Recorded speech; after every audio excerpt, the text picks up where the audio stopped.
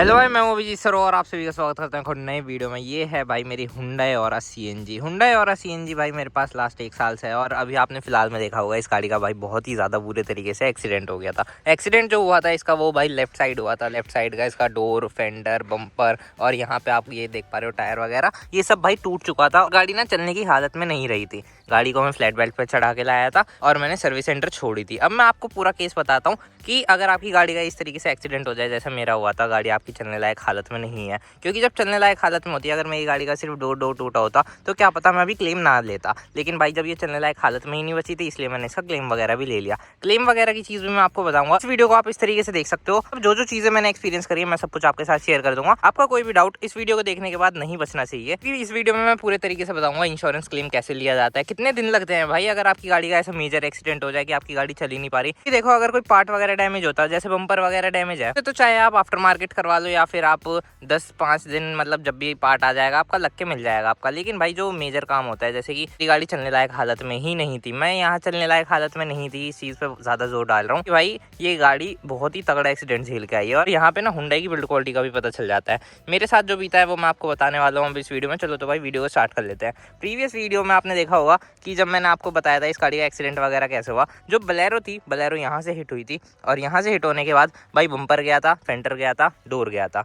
Door के साथ साथ भाई ये जो आपको ये जो सस्पेंशन है ये एकदम नया दिखाई देगा, यानी कि गाड़ी के अंदर सस्पेंशन वगैरह का भी काम हुआ है। सबसे पहले टाइम की बात कर लेते हैं। टाइम मेरी गाड़ी को कितना लगा भाई, देखो मैं आपको बताता हूँ। 22 तारीख की शाम को 6 बजे मेरी गाड़ी का एक्सीडेंट हो गया था। 22 तारीख की शाम को 6 बजे जब इसका एक्सीडेंट हुआ, मैंने टोइंग वैन बुलवाई थी। 9 बजे तक वो मेरे पास आई थी। 11:30 बजे हुंडई की डीलरशिप पे मैं अपनी गाड़ी ले जाके खड़ी कर दी थी। अगले दिन 23 तारीख सुबह 9 बजे मेरे पास हुंडई सर्विस सेंटर से कॉल आता है, सर आपकी गाड़ी ऐसे ऐसे खड़ी है, हमने उसके फोटोज़ वगैरह ले लिए हैं, आप आ जाइए, साइन कर दीजिएगा और फिर हम आपकी गाड़ी का क्लेम डाल देंगे।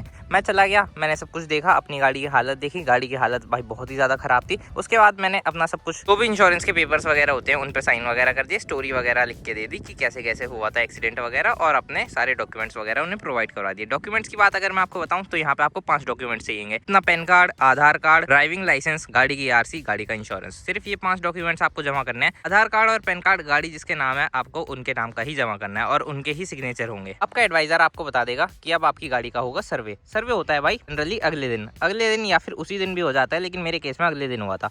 अगले दिन मेरी गाड़ी का हो गया सर्वे। सर्वे होने के बाद भाई कुछ नहीं, आपके बस फोटोज़ वगैरह होते हैं, उसमें मतलब आपको प्रॉपर इस तरीके से बताया जाता है कि यहाँ पे डैमेज है। सर्वेयर आता है, यहाँ पे मार्क वगैरह लगा देता है, देखता है कितना तगड़ा एक्सीडेंट है, क्या इसमें इंश्योरेंस कंपनी कुछ पे करेगी भी या नहीं, ये सब रहता है उनका मेनली। मेरा इंश्योरेंस एकदम से अप्रूव हो गया। मेरे इंश्योरेंस में एक बहुत तगड़ी स्टोरी है, मैं चलो पहले आपको वही बता देता हूँ। इस गाड़ी का एक्सीडेंट मैंने आपको बताया 22 तारीख की शाम को हुआ था। 23 तारीख को इस गाड़ी के फोटोज क्लिक हुए थे, लेकिन 24 तारीख को इसका सर्वेयर आया था। 27 फरवरी 2026 को मेरी गाड़ी का इंश्योरेंस होना था भाई रिन्यू, मतलब एक्सपायर होना था उस दिन। गाड़ी को मेरा पूरा 1 साल होने वाला था। 1 साल होने से 2-4 दिन पहले ही हुआ था मेरे एक्सीडेंट वगैरह। अब भाई ऐसे केस में मेरे मन में सबसे बड़ा डाउट था कि मैं अपनी गाड़ी का क्लेम लूँ कैसे। अगर रिजेक्ट हो गया और दोबारा करवाने लगा तो भाई मेरी पुरानी पॉलिसी तो वेस्ट हो जाएगी, जिसके ऊपर क्लेम चढ़ चुका है। नो क्लेम बोनस मुझे अगली पॉलिसी पे वैसे भी नहीं मिलना। अगर मैं अगली वाली पे लेऊंगा तो भाई इसमें भी दिक्कत है, फिर मुझे next year no claim bonus नहीं मिलने का, मेरी अगली पॉलिसी पे भी चढ़ जाएगा, पहले वाली पे भी चढ़ जाएगा, क्लेम मुझे मिलेगा नहीं। New India company authorised bye Hyundai है। जब आप हुंडई की गाड़ी लोगे, न्यू इंडिया उनके पोर्टल पे सबसे सस्ता होता है, जो कि मैंने अब तक ऑब्जर्व किया है। न्यू इंडिया का करके दे दिया था मुझे। न्यू इंडिया वालों ने मेरी गाड़ी एकदम ठीक करवा के दे दी है मुझे। और बिल वगैरह क्या आया है भाई, बिल इतने से डैमेज का भी बहुत ज़्यादा बिल बन जाता है। बिल दिखाता हूँ अभी आप लोगों को। तो भाई न्यू इंडिया का मेरे हिसाब से तो अच्छा था इंश्योरेंस। उसके बाद भाई मैंने अपनी गाड़ी वहाँ पे छोड़ दी। अब मैंने अपनी गाड़ी 23 तारीख से आप गिनना शुरू करो, 23, 24, 25, 26, 27, 28, 1, 2, 3, 4, 5, आज है भाई 7 मार्च। 6 तारीख को मैं गाड़ी अपने घर ला चुका था। 5 तारीख को मैंने गाड़ी देख ली थी, गाड़ी रिपेयर्ड खड़ी थी। मैंने स्टोरी भी लगाई थी इंस्टाग्राम पे, आप मुझे इंस्टाग्राम पे भी फॉलो कर सकते हो। यानी कि होली की छुट्टियां भी मिला लो, उसमें कुछ और छुट्टियां भी मिला लो। इतनी फास्ट सर्विस हुंडई की मेरे केस में भाई बहुत लोगों को डाउट था। आराम से 25-30 दिन जाते हैं। मारुति में आप कोई भी गाड़ी करा के देखना, आपके 25 से 30 दिन ही लगते हैं। मेरी गाड़ी मुझे केवल और केवल 10 दिन ही लगे भाई। सर्विस सेंटर पे खड़ी रही 10 दिन के अंदर मेरे हाथ में आई भाई मेरी गाड़ी। बहुत ज़्यादा जल्दी प्रोसेस हुआ। पे जो मेरे एडवाइज़र थे मिस्टर फैज़ान भाई, बहुत ही मतलब जेन्युइन बंदे, बहुत ही मतलब बढ़िया तरीके से हर चीज़ उन्होंने मुझे बताई। लेकिन सबसे ज़्यादा तारीफ मैं करना चाहूँगा भाई हुंडई के पूरे ग्रुप की। भाई सेल्स वाले बंदे बहुत अच्छे हैं, सर्विस वाले बंदे बहुत ही ज़्यादा अच्छे हैं, और यहाँ पे जो मेरे एडवाइज़र थे ये भी बहुत ही बढ़िया थे। इन्होंने भी मुझे पूरे ट्रांसपेरेंसी से हर चीज़ बताई मेरी गाड़ी के बारे में। इतनी जल्दी मिल गई मुझे मेरी गाड़ी, तो भाई हुंडई की ही बात है। पार्ट्स इतनी जल्दी अलॉट होते हैं इनके डीलरशिप वगैरह में, मेरी गाड़ी बहुत ही ज़्यादा जल्दी मिल गई। और जिस सर्विस सेंटर पे मैंने कराई ऐसा नहीं है कि वहाँ पे भीड़ नहीं होती, भाई बहुत ज़्यादा भीड़ होती है। अब चलो भाई बिल विल की बात कर लेते हैं, कितने पैसे लगे हैं मेरी गाड़ी के अंदर। वैसे जो मैं पे करके आया हूँ वो तो मैं आपको बताऊँगा लास्ट में, लेकिन अभी पहले आप ये देखो कि इंश्योरेंस कंपनी ने क्या क्या पे किया है।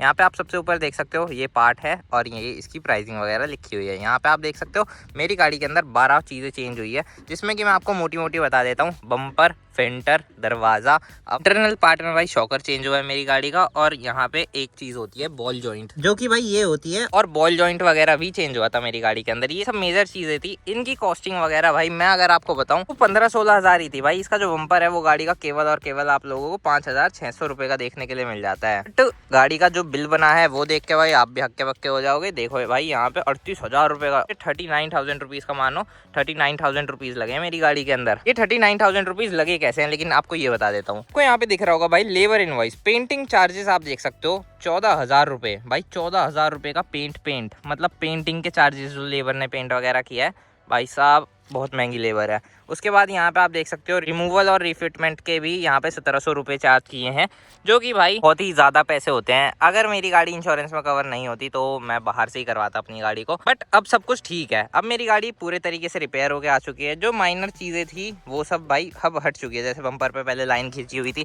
कमियाँ बता देता हूँ मैं कुछ जो मुझे फील हुई है गाड़ी में एक्सीडेंट के बाद, उसकी वजह से थोड़े से अब इस गाड़ी के अंदर पैनल गैप्स वगैरह हो चुके हैं। यहाँ पे आप देख सकते हो एकदम स्मूथ स्लाइड हो रहा है मेरा हाथ। इस तरफ कोई भी पैनल गैप नहीं है, लेकिन आप यहाँ पे देखो, यहाँ पे फेंटर ऊपर की तरफ उठा हुआ है और जो बोनेट है वो अंदर की तरफ दबा हुआ है, मिस अलाइन हो रखा है बेसिकली। ये चीजें मेन कंसर्न थी ही नहीं भाई मेरा कभी भी।